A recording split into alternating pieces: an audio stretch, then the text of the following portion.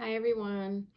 I found this chart yesterday, maybe, from some trusted resources, and I feel compelled to give my input as an ICU nurse in the hopes that you'll have decreased fear and anxiety about COVID. Okay. What I find in practice is anxiety and fear just revolve around the unknown. And when patients and families can understand what to expect and what the plan is, they do somewhat feel better, I feel. While we don't really have a solid plan because it's so new, I can just tell you what we've observed this far surrounding this. So for the purposes of me explaining this, just let's call it 100 people, so it's easier for you to wrap your head around what I'm trying to explain. So this top row, these are people that have no symptoms. About 30% of people have no symptoms but have COVID. And as the days over here grow longer, they don't have any symptoms, but once it's in their body, about day 5, your body knows what it needs to do to build immunity. It creates antibodies against this virus and sheds it and gets rid of it. So by day 5, these people have ramped up enough antibodies to start shedding the virus. And then by day 14, they are immune and no longer contagious. The amount of deaths in these people, 0. Okay. Second group. Mild, moderate symptoms. This is the bulk of your people, 55%. 55% of people have COVID, 5 days in, no symptoms. About day 6, they start feeling some symptoms, but not enough to require hospitalization. I don't know if any of you had gotten sick maybe early February. You could have had COVID and not known it. You know, you go to get flu tested and you were negative. Maybe you had COVID and you just didn't know it.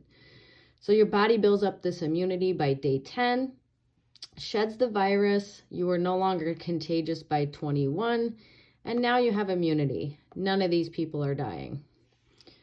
These 2 rows are exactly what your media is all about all day long. These are putting the fear of God in people. I want to kind of help you relieve some of those fears. So severe symptoms, that's 10% of people. So out of 100, that's 10 people. They have no symptoms for 5 days.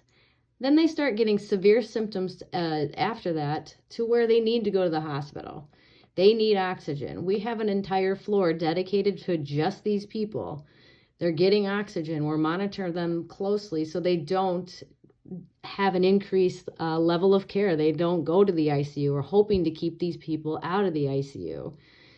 So they're in the hospital. Finally, by day 20, they still might be on oxygen, but they are getting better enough to where their antibodies are building up to where they are immune. However, the virus hasn't shed by day 25, and they are still contagious.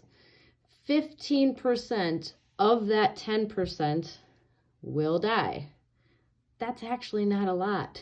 When you can make it, 10 out of 10 people, that's 1.5 people die. Now this bottom row is what I deal with every single day. ER, ICU nurses are dealing with this every single day.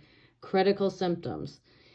No symptoms for the first 5 days, but after that, they get severe symptoms to where as soon as they hit the door in ER, we're putting a breathing tube in them, and then they're coming up to ICU. We are aggressively treating these people. The pneumonia that this causes is terrible.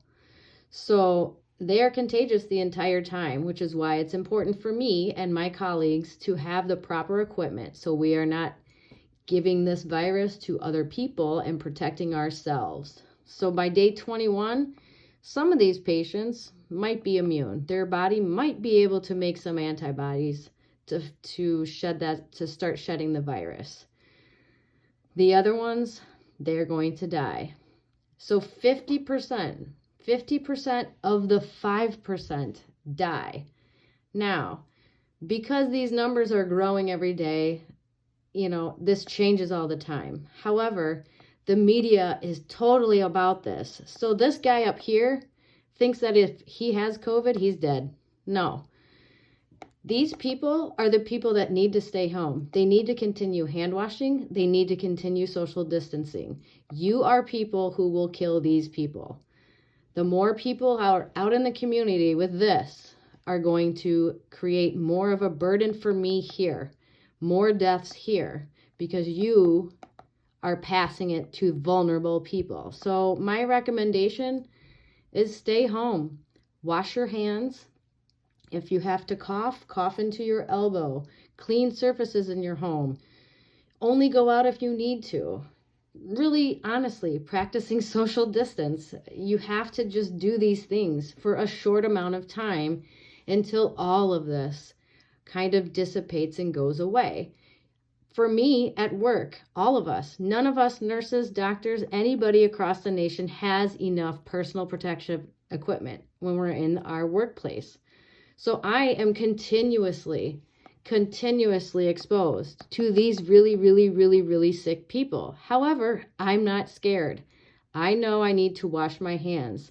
I am informed enough to know that I, as this person up here, do not want to create any more of these. So I am doing everything I need to do not to pass it to anybody to where they can get sick. If I get sick, I'm going to have to quarantine myself so other people don't get sick, so I don't screw over my coworkers by coming to work sick. So yes, there's a lot of deaths happening, but unlikely that you or your family or children are going to die. You might get a little bit sick. Like I said, 55%, the bulk of people are going to be in this group, and the second next are going to be in this group. And look, none of these people have died out of the whole world. Okay, so I think hopefully putting that into perspective for you, you'll feel a little bit better. I'm not scared to be a nurse. I love being a nurse. I will never stop being a nurse. This is not going to stop me.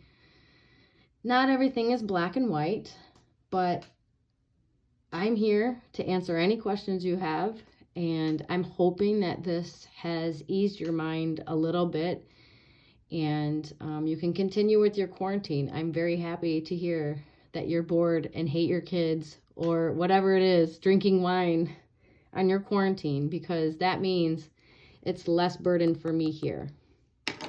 DM me for questions.